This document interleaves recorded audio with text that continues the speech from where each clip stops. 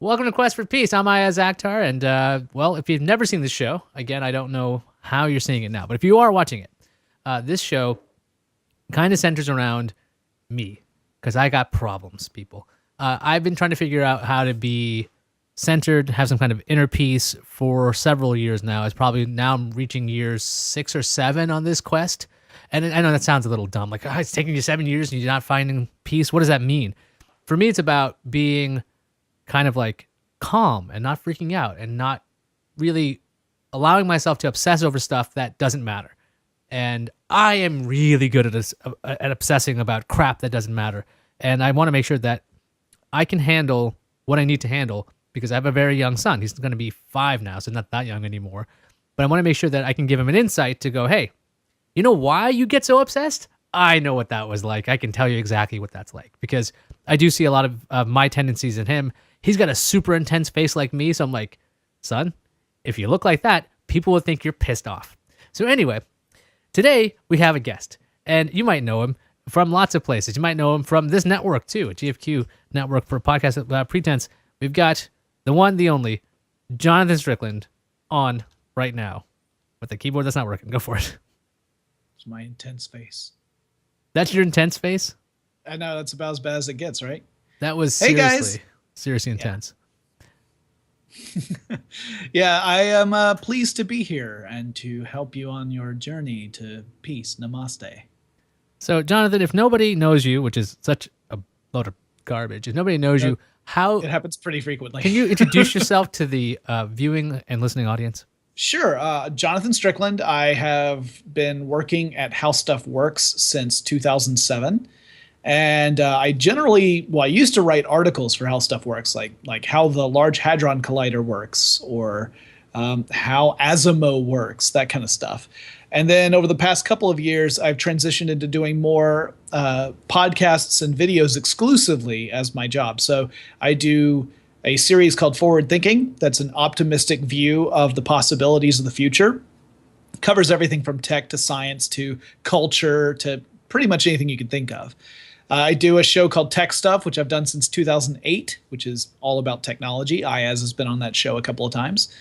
I am also a host on a couple of other shows, Brain Stuff and What the Stuff. So a lot of stuff shows at howstuffworks.com. And yeah, that's what I do for a living. In my spare time, I tend to do more writing and some acting and performing and things like that. So that's me in a nutshell. Oh, and I'm a married dude with a dog. Yeah, we were joking before we started this episode how a lot of the folks that I talk to are they have no kids, have a beard, and have dogs. That I fit all 3 of those criteria. I said a lot of people. If you guys aren't aware, my significant other Elizabeth Romero is over right across from me right now. You can't see her, and she's like, because she was on a previous episode that we recorded today, and she's like, I don't have a beard, so well, there you go. Sorry, but we do have dogs. Yeah, and you're very successful. Anyway, I'm relatively successful. I think that one of the things that I find important about being happy is always trying to find new ways to stretch myself, right? To try and do something new. Giving myself actually a risk of failure tends to help too, because without the risk, I just end up feeling like I'm not achieving anything, and then I start getting antsy and I get less happy. So that's one of the things right off the bat. I like to think of myself as successful, but I like to think that I can always achieve more. Are you a goal-based person? Because I used to be, for the most part. Once I get that goal, though, I had no idea what to do with it. Like, I really want this dream, and then I get it. And then I'm like, yeah, what do I do now? Because I didn't plan for that. The journey is supposed to be its own reward, but I didn't know that for the longest time. And I think for me, I have figured that out, that I do like being, this is an odd thing to say, I like to be nervous, and I like the option of failing when I do something because then I'm going to learn. I really like learning if it turns right. out. What about you? Are you goal-based, or are you good with the journey? I like the journey as well. I mean, there are definitely times when I have a specific goal in mind and I really want to achieve it, and I'm very disappointed if I don't achieve that. However, I try to keep in mind the idea that failure does teach us more than success does. if you set out to do something and you're successful the first time you do it, you didn't really learn anything. It's essentially the thing you picked ended up working just fine, and you go on from there. When you fail, you start to learn. You're able to incorporate that in your future attempts. So failure is something that I think needs to be understood better by people in general. Just the idea that people say failure is not an option, or I don't want to fail. Of course we don't want to fail, but we shouldn't be afraid of it either, because failure is not the end of the world. It is a way for us to learn more about ourselves and about the processes that we're employing to do whatever it is to try and achieve a goal. And through that, we can actually grow as people. I don't think you really grow so much if every time you try and do something, you're succeeding. There's no growth there. Yeah, and I'm going to sound like a braggart. Usually when I go ahead and try to do something, I end up getting it. And it's really weird, because then you're like, what's the point? I had to look this up, and this is part of my mental problems when it comes to handling this stuff. When you can do stuff and you can succeed at it, to me, it's actually a demotivator. Yeah. I was looking it up to see if anybody else had this, and I found like one bizarre Reddit thread, and that's the only thing I've seen with somebody who, if they are capable of succeeding, finding to be not motivational to continue to do something, which sounds just kind of problematic. What are you? You're a smart guy. What the hell does that sound like to you? To me, it sounds like what it was like for me in high school, where high school was incredibly easy for me, with one class exception that I can think of, which was calculus, and which it didn't click with me. But everything else, like algebra, trigonometry, geometry, sciences, all of that stuff, it made sense to me. And I ended up coasting. Like I could have been, at least I probably could have been the valedictorian in my high school class, but I wasn't, because I didn't have any motivation to push myself. I was like, I'm good enough. I understand this enough to do really well, get like A minuses on tests, things like that. Not at the level that the people who were actually motivated to do well, they were performing at a higher level than I was. I don't think they were necessarily smarter than I was, but they were certainly more motivated. And I think part of it was that I just got complacent because nothing was difficult for me. So I didn't end up caring very much. And the same sort of thing can happen in professional life too. I mean, there were times when I got an article assignment. It's really weird. I would get article assignments where there would be an assignment I really thought would be interesting. I was really interested in the topic, and it ended up being very difficult for me to write because of one reason or another. I guess really it was just, again, a question of motivation, was that I felt like I knew so much about it and I just didn't know where to start. And it was always the topics that I didn't find interesting at first, where I didn't know very much and I didn't really think much about it until I started researching it. And because I had to learn, it ended up being much more interesting to me. And then I found a lot more satisfaction writing those articles. They were easier to write ultimately because I was doing so much research and formulating my thoughts and trying to get them down. And I felt a real sense of accomplishment for it. So eventually I got to the point where I just sort of, I was able to kind of get rid of that mentality of complacency. That's a real happiness killer. I mean, you just start like, you just don't want to do anything. You just, what you need to do is you have to find 3 factors really in order to make yourself do something. You need motivation. You need the ability to do whatever it is you're trying to do. And you need a trigger that is going to be the element that pushes you to do that behavior. This is based off a behavioral model that a guy named BJ Fogg created. He has a persuasive tech lab, which sounds really kind of science fiction-y, but it's all about coming up with methodologies for people to try and change behaviors. And it can either be to start a new behavior or increase an existing behavior or to stop a destructive behavior. And I think the behavioral model makes a lot of sense. This idea that, you have to find the right balance between your ability to do something, because if it's too hard to do, no amount of motivation is ever going to let you succeed at that task. If it's incredibly easy, you might not need a lot of motivation to do it, but you still need the trigger to push you over to actually act. And this is incredibly important if you're trying to do a long-term change in your behavior. And I just recently learned about this behavioral model because I did an episode of Forward Thinking about in the future, will we have ways to either modify behavior or influence behavior in such a way to make the world potentially a better place? Because that's an element in science fiction where often that's taken to a very dark place. The manipulation of human behavior for the benefit of a corporation or a state government. But I was wondering if there were ways where we might be able to improve the world in such a fashion that it would encourage ethical behaviors from people without forcing them into it. It's just that the world itself is in a better place, and therefore ethical behavior ends up being the go-to choice. So I found the behavioral model when I was doing my research there. It's really interesting to me. I continuing to look into it further so that way I can help myself work on either increasing behaviors I feel like I want to do more of or getting rid of ones in the future.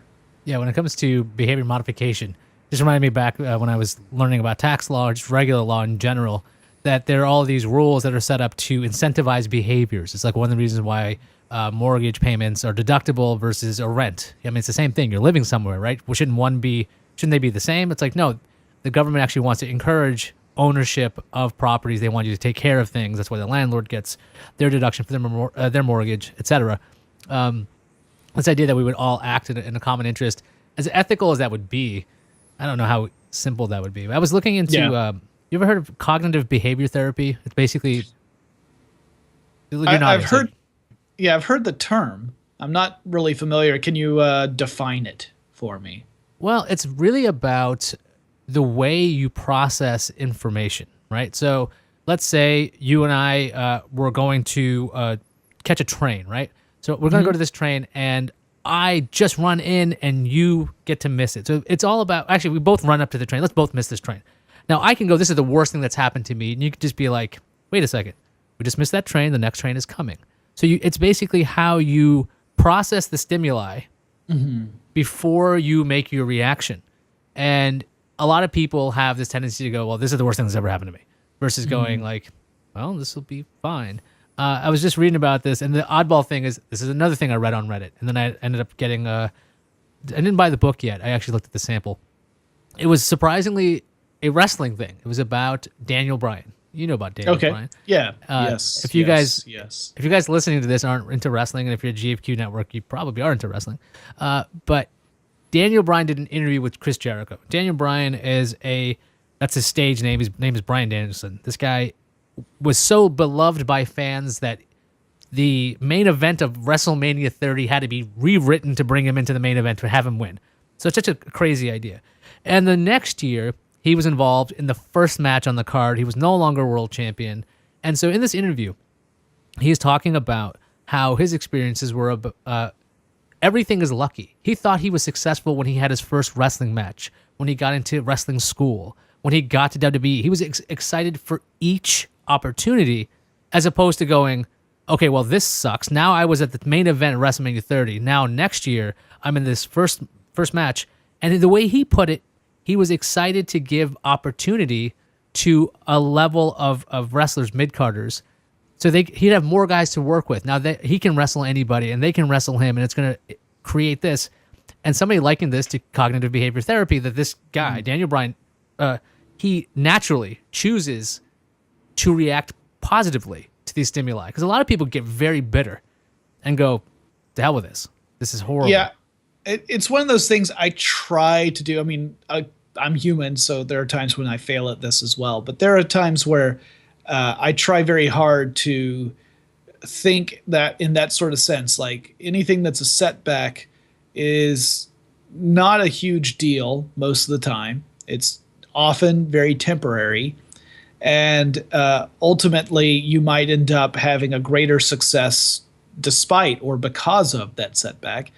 So I try to keep that in mind. It's the same sort of thing where I try to keep it in mind that people other than myself have various things going on in their lives and motivations where maybe their actions impact me negatively for a short amount of time. I'm thinking like, here's a very simple example. Like if you're going through traffic and someone does something in traffic that you think was like incredibly dumb, that's a very frustrating experience that I think a lot of people can relate to.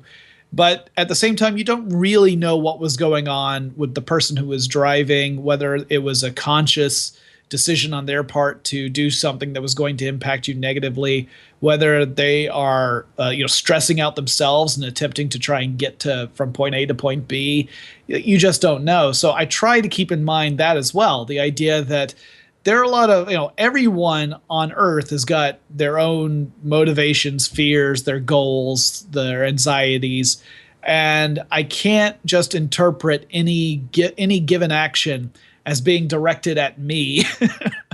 This is where you try to get out of the egocentric model of the universe and say, all right, I realize that this thing that happened to me as a result of someone else's actions is not cool. It's negative. But without knowing exactly what was going on with the other person, I can't even be certain that it was a conscious decision for them to impact me, let alone, actually directed at me. It could have been that it was just a consequence. And letting go of that stuff, I think, helps a lot too. It's one of those things that, in this case, I wrote How Road Rage Works. And let me tell you, if you want to have a really like upsetting experience, you just start researching road rage and really seriously looking into statistics and looking at police reports and things of that nature, traffic reports.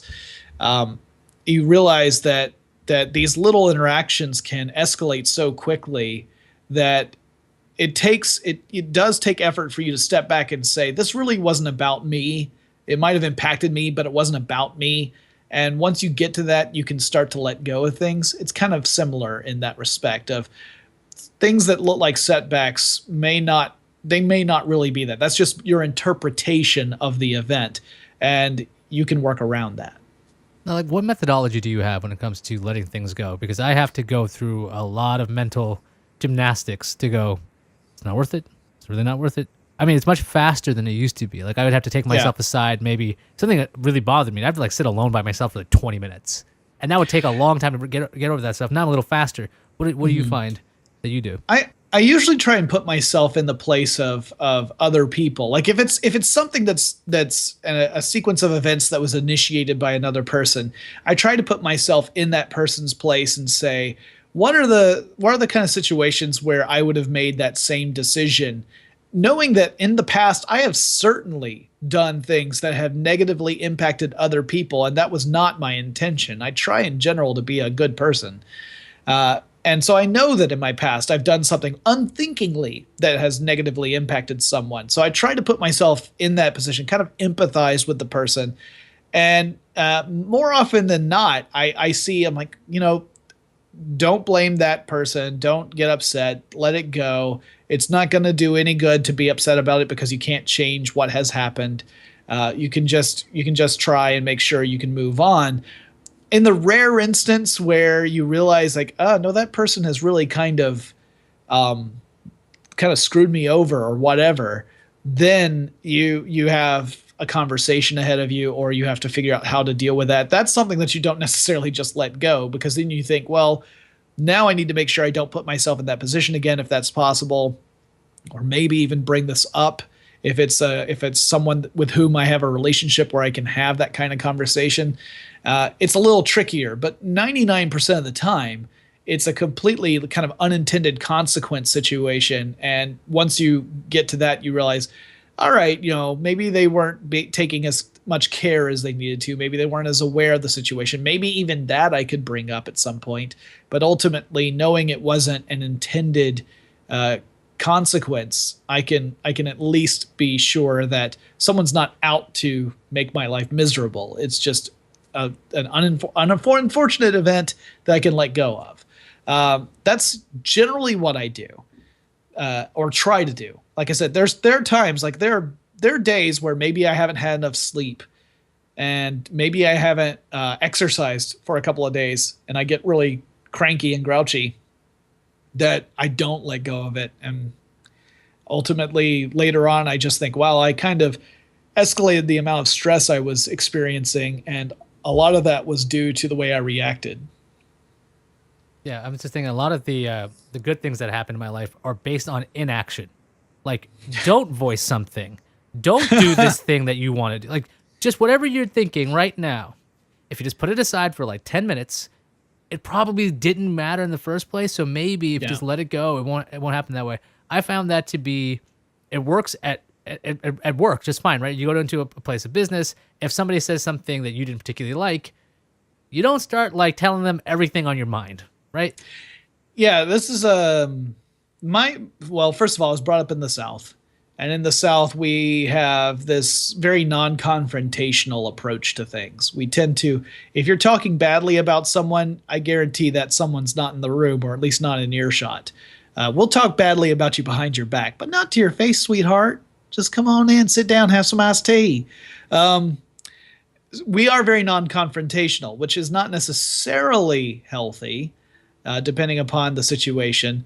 But it does mean that I often want to avoid that sort of thing. I will bring things up. There was a great example just last night, actually. It was crazy. My wife and I went and had breakfast at one restaurant and had been overlooked for a while before someone came to see us. But they apologized profusely and even gave us free desserts for it. And we hadn't been waiting that long.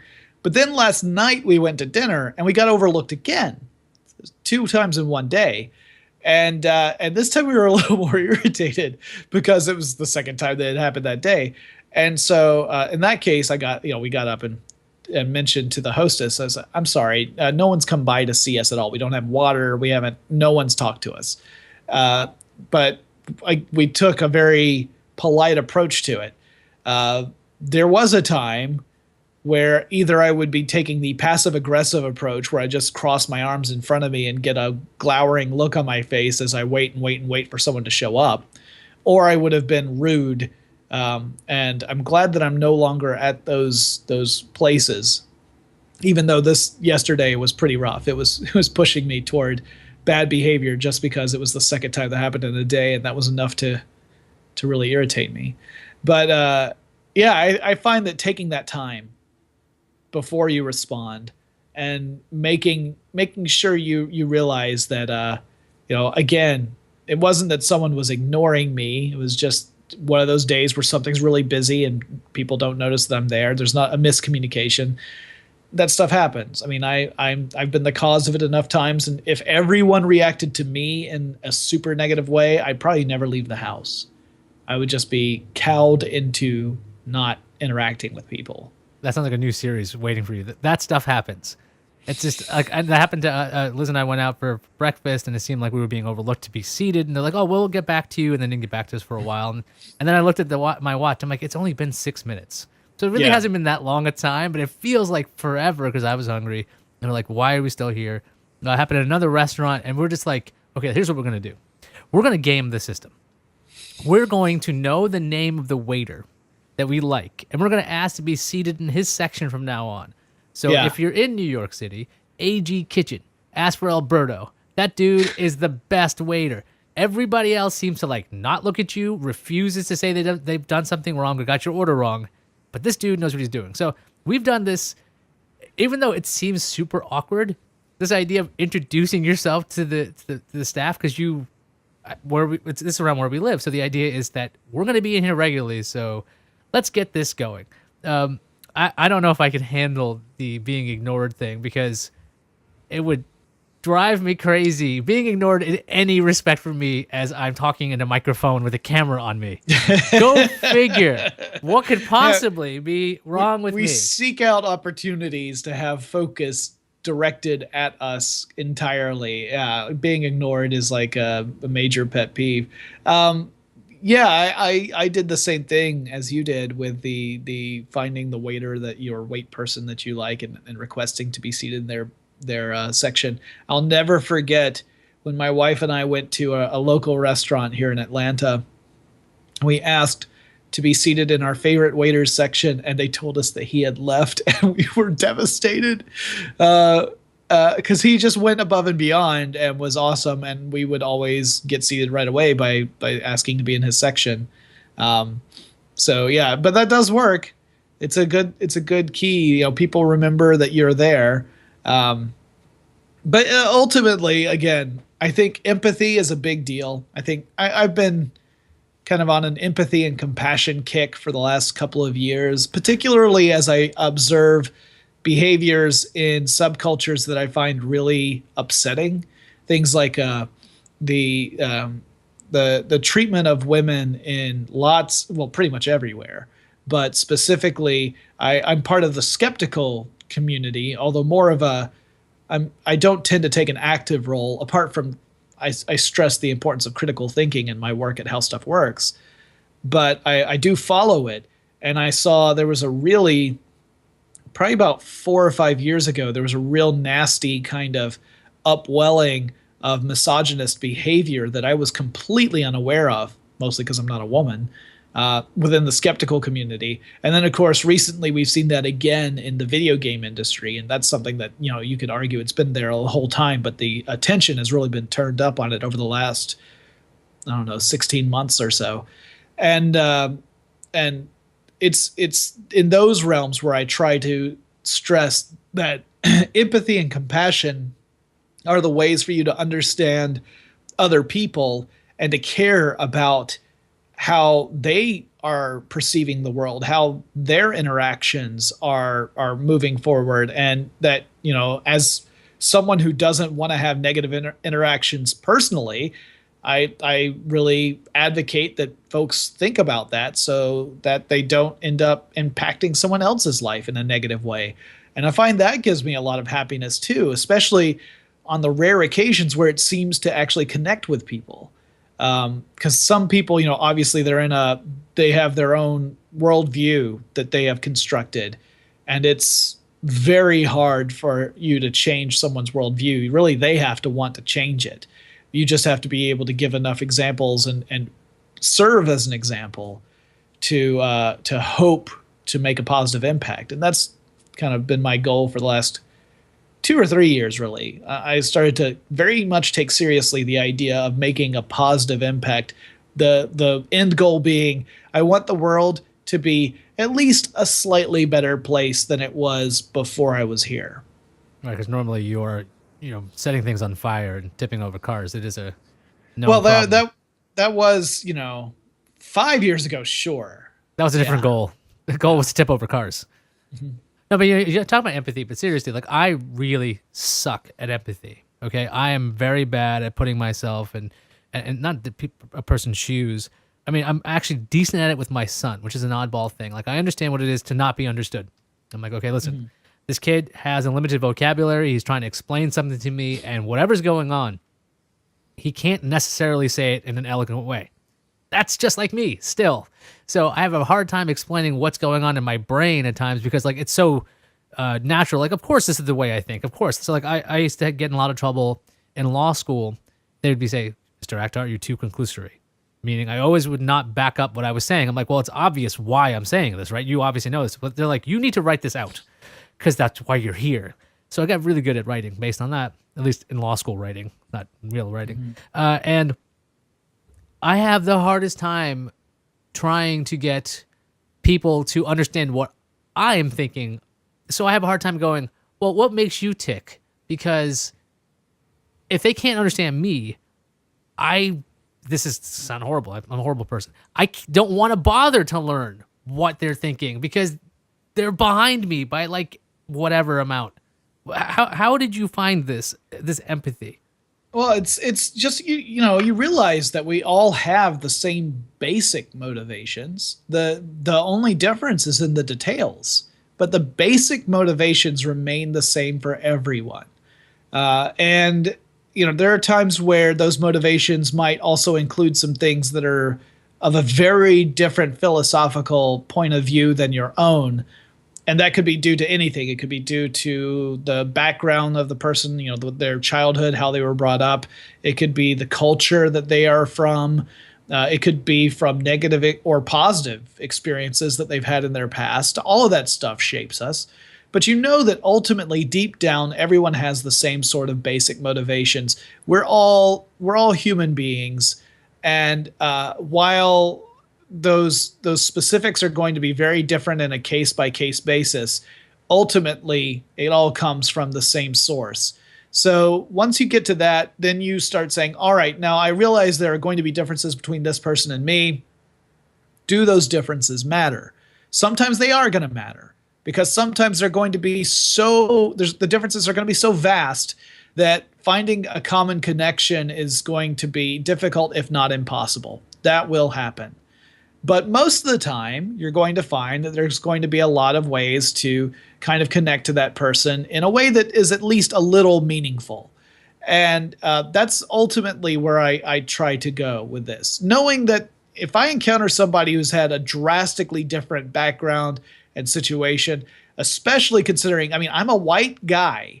I'm in the most privileged class in the United States. And I'm not to the point where I'm old enough where I'd be in the slightly less privileged class of like senior citizen. I'm not there. So I'm about as high up on the peak as I can get. Keeping that in mind and knowing that other people I encounter may be in vastly different circumstances helps as well. So, you look at the fact that we're all coming from the same basic place.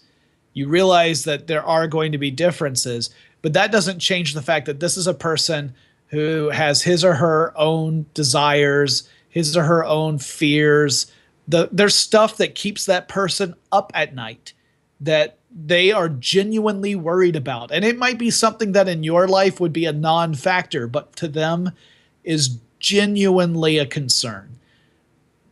Knowing that and realizing that, and thinking, okay, a lot of the behaviors that we're seeing could be motivated by factors I am unaware of, helps me, because I realize that I don't want to just go ahead and assume that they have a specific motivation, because I don't know their full story. And I know that there have been times in my life where, because of all the different factors that were coming together, I was behaving in a way that was probably not healthy, and certainly not in a compassionate and empathetic way. So that's a lot of it. Also, I think for me personally was just growing up, getting more mature. That level of maturity, I think, helped me understand, oh, wait, other people go through the same thing I'm going through right now. It might be from other stimuli, but it's the same feeling. And that has sort of mellowed me out and helped me try to understand people, or at least empathize with them more frequently. Yeah, it's funny because I've known you for a couple of years, and I never would think of you as somebody who had an issue relating to people, or you understand me, which is very unusual. So because of that, I never thought of you that way. But it's interesting to hear that, because it reminds me of like how everyone, when they grow up, there's this period where you go, "Oh, mom and dad are people," and then you realize that they have worries, concerns, and they have their own set of issues, and you just have a different perspective, because before they were like super mom or super woman, super man. That's what they were. They were these super people, and they could do no wrong, or whatever it would be, or they're just clueless people who know nothing because you're a teenager, whatever it is. But eventually it clicks, and I've been looking for that click moment for a while. Like, am I gonna relate to people? And I'm getting there. I mean, if people, I've mellowed out. I'm like, you remember the noodles thing? So I have mellowed out. But that was also anyway. Wait, I gotta explain what the noodles thing is. We were in Las Vegas for CES, and a group of us were trying to figure out where we wanted to eat. And one person had suggested a restaurant that served noodle dishes, an Asian restaurant. And Iyaz, for reasons unbeknownst to the rest of us, very firmly and vehemently said he would under no circumstances go eat at Noodles. Yeah, the censored version was like, I don't want any effing noodles. which ended up making us joke about noodles for approximately the next 6 hours. Not only 6 hours, but to this day we still talk That's about true. it. And to explain that, I was sleep deprived, very sleep deprived, and you were sleep very deprived, hungry. and yes, exactly. We didn't know each other very sugar well. Your blood sugar was low. You were sleep deprived. I thought it was funny. You didn't upset me. I thought it was amusing. I mean, at the same time, I was like, I was going to rib you a little bit, but I wasn't going to go too far because, again, we didn't know each other well enough where I was going to really turn up the scorn or anything. But it's. I think for me, honestly, it sounds like I'm the whole compassion, peace, love, understanding guru here. But honestly, the real eye opener for me, and I'm almost ashamed to admit it, would be from like 5 or 6 years ago when I started paying attention to the stories coming out of the skeptical community about how women were being treated at these events, because this is a group of people who are supposed to be applying critical thinking and rationality. You would assume that such people would go ahead and just reach the conclusion, oh, women and men are both human beings. They are both capable of great things and terrible things. There's no difference there as far as their capability of these things.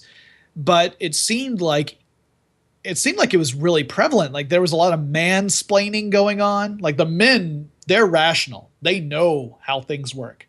They know science. Women might be interested, but they can't know it. That seemed to be the implied message being given off. And the more I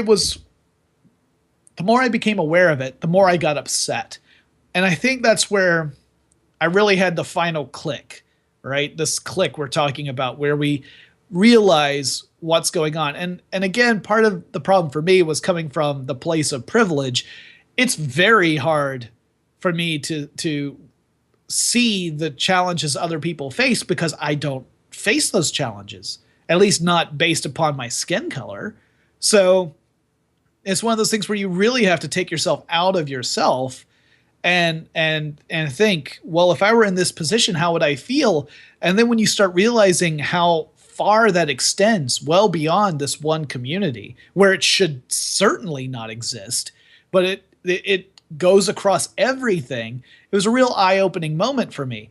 And I'm almost, like I said, I'm almost ashamed of it because it seems now in retrospect so evident that I can't imagine how it was I went so long without recognizing it.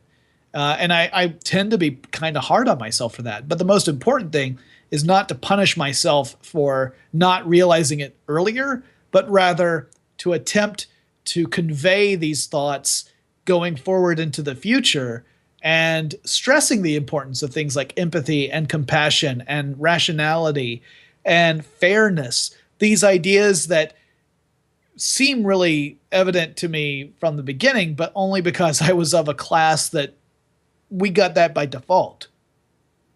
Yeah, I was thinking about the closest thing I've had to like empathy, and I think it was a Richard Carlson book, and the idea was when you talk to people, no matter who they are, just imagine that everybody but you is enlightened. Like they know something you don't.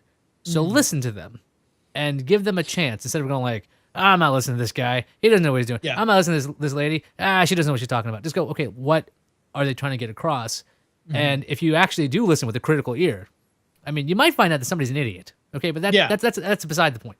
But there might be something that they understand that you just will never comprehend. And to even allow yourself that mentality when it comes to other people can be very helpful. At least in my experience, it's been. So that way, I'm not flipping out constantly. I flip out a lot less.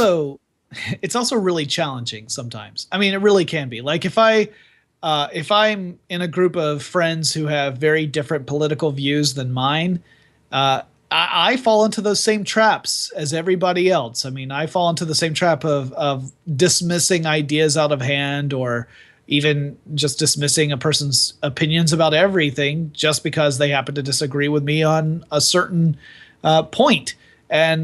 And that's, it's a human thing. And I try to avoid doing it, but I still do it because it's hard. It's obviously it's going to be a lot easier when you're with people who have the same general belief system that you have. And when you're in a different group, it's going to be more challenging. So the real trick there is to try and employ those same skills that are easy to do with your group of peers when you happen to be with a group of other people, and you can at least hope that they're doing the same for you. It's not always the case, but you can at least hope for it. Well, on that note, we actually have to wrap up. Surprisingly, we burned through our time. So, Jonathan, if people wanted to find you online or whatever you want to tell people that they should know, whatever the heck it may be, what would you like to say right now? Well, clearly the most important place you can find me is as one of the hosts of Podcast Without Pretense, along with Iyaz Akhtar and Eric Sandine, where we tackle some of the deepest philosophical conundrums that have ever been posed in the history of humanity in the form of bad movies on Netflix. That is very true. That's what we do there. So if you want to find ways to irritate yourself, listen to, either watch the movies we pick or listen to what we're going to say about them, because usually I believe our commentary is much more interesting than some of the movies we've seen. You might also notice a distinct lack of empathy from me when I start talking about those movies. That is true. And by the way, if you guys are like, hey, that was not enough Jonathan Strickland and insights on this, we've actually done a previous interview. We went into a lot of stuff in that other episode, and you can find the archives of that at gfqnetwork.com. So we've got lots of older episodes. We're going to keep trying to do this show more and more often, as I'm in Queens right now, which is crazy. I mean, imagine that. That's like Jonathan being in like Georgia. That's It'd be like if I were in Augusta instead of Atlanta. Madness. But I'm from Crazy. Queens, sort of. Anyway. Anyway. I'll get to that in a minute. I think that does it for us. So if you want more from us, gfqnetwork.com. If you want less of us, don't go to gfqnetwork.com. I'm on Twitter. I'm at Iyaz. Jonathan, where are you again? At John Strickland. And that Jon. JonStrick. Sorry. LAND. Yeah. Very easy name. He's very, very privileged, this Jonathan Strickland. He's a white male with a very easy name. I'm Iyaz Akhtar, and this has been Quest for Peace. Good luck, everybody. Kind of a guy from Queens. Well, I grew up in Queens. I was born in Brooklyn. Yeah, you were made in Brooklyn, but you're a guy from Queens. You're a guy. I'm a guy from Queens. No matter how Made much you in try to Brooklyn, deny but it. you're a guy from Queens. I'm being yelled at. I'm being told I'm from Queens. Yeah. If I ever visit, I should just introduce myself as a guy in Queens. All right, Jonathan, thank you so much for being on again. Thank you, man. All right. See you in a Hope the bit. rest of your day. Bye.